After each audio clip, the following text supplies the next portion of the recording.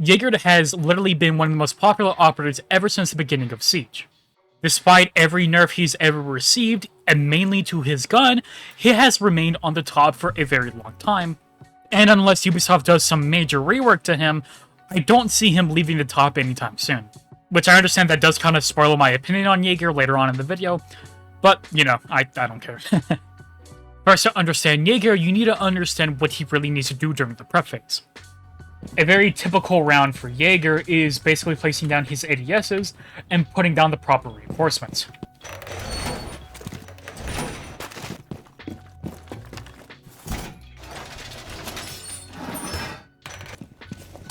And placing down your ADSs, like I said.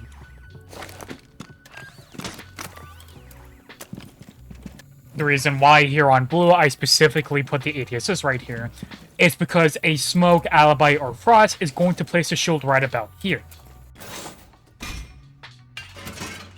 Smoke is usually the one that plays here on blue behind the shield, and the ADS is directly protected. The reason being is that the ADSs will destroy any projectile in its radius.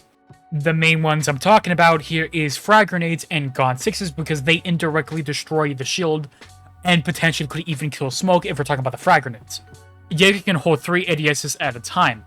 It can capture 1 projectile per ADS, but however, you will need to wait 10 seconds for it to recharge and it can capture another one. That's why you will typically find people stacking ADSs right next to each other. Typically, they will place 2 near a shield. However, there is 2 exceptions to that rule. And that's Capito's firebolts and smoke bolts will not be captured by the ADSs, and Gridlock's track stingers can go right through them. I actually don't know the balance reason behind why they can't be captured, but I did mention in my Wamai how-to that I uploaded a few days ago that Wamai can capture those. So, I guess they did that so Wamai has an upper hand against Jäger. And you don't have to place your ADSs behind some shields, you can place them in power positions that other operators are going to be playing behind, or you can just put them in general areas that the attackers are likely going to be pushing from. Because likely, they're going to have an Iona or Sledge because they have frag grenades, and frag grenades right now are just downright overpowered, so that makes sense for them to bring them. Now, there is technically a few counters to the ADSs. Number 1, you could just bring EMP Impacts or Thatcher because it is an electronic and they will be disabled. Another technical counter is by exploding the ADS itself. People typically will throw their more useless projectiles and to try to clear an ADS. Typically, this is going to be a flashbang or a smoke grenade.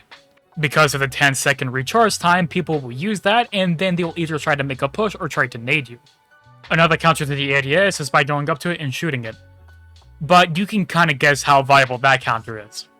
And there are some operators that can indirectly counter the ADS. Number 1, IQ can detect you through walls, so they know exactly where the ADSs are.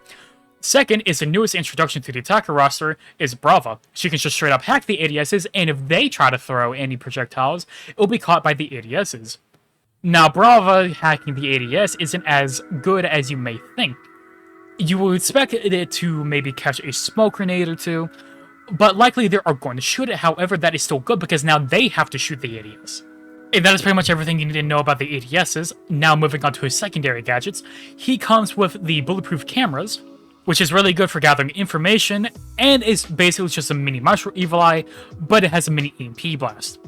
And for his second option, he does come with the barbed wire, and pretty much for almost every site, you're going to need some barbed wire, so unless someone else is bringing it, like Doc for example, then I would recommend you should bring it. But both are really good options. Moving on to Jäger's guns, he does come with pretty solid options. If we were talking about his other weapons, his AR is a bit tricky sometimes, because objectively, it is actually the worst AR in the game. Because the recoil is a bit bouncy sometimes. As you can see, it does kind of jump to the left or the right a bit. And it has a lower magazine size with a lower fire rate, and the damage doesn't necessarily compensate for that. Unless you are running the extended barrel, and then the damage does kind of compensate now. It does 40... Yeah, thanks, boys. The damage does get better. It goes from 38 to 42 with the extended barrel, but the recoil is a bit more jumpy, but it's not as bad as I remember. So if you want to run the extended barrel, you can totally do it with his 416. Now moving on to literally the most underrated gun in this entire game, the M870 shotgun, because it is basically a sniper rifle.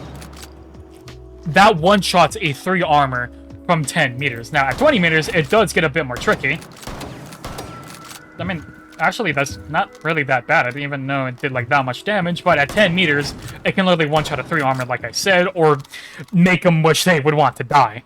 And it does have a really good pump speed, and really good damage to go with it.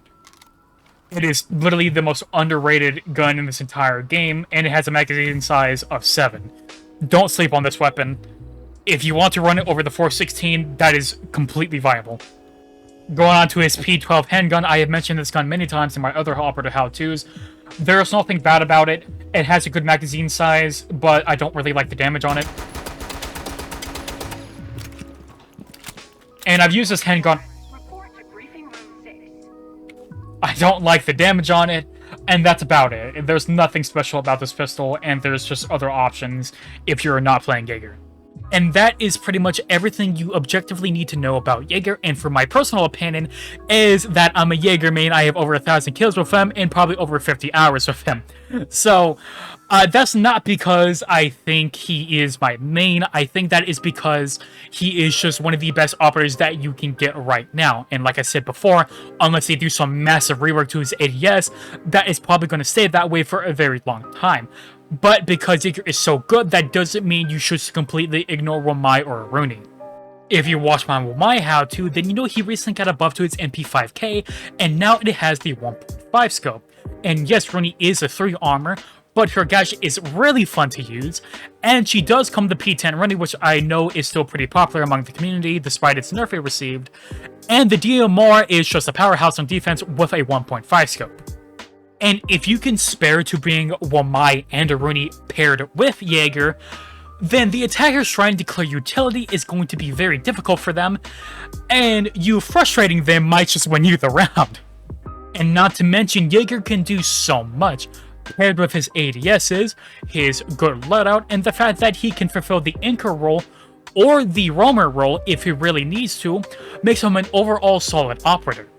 And now you've probably heard people saying that Jäger should get the 1.5 in his 416, and I wouldn't necessarily be against that, but that would hurt Wamai so much that Wamai would be more niche than he already is among the community. If they do that, I hope they just make him a 3 armor, and then maybe get him impacts as well, but that's a bit of a stretch, I will admit. And I think I've stretched this video more than it really needs to be. So with that said, I'm going to go ahead and say that's the end of the video.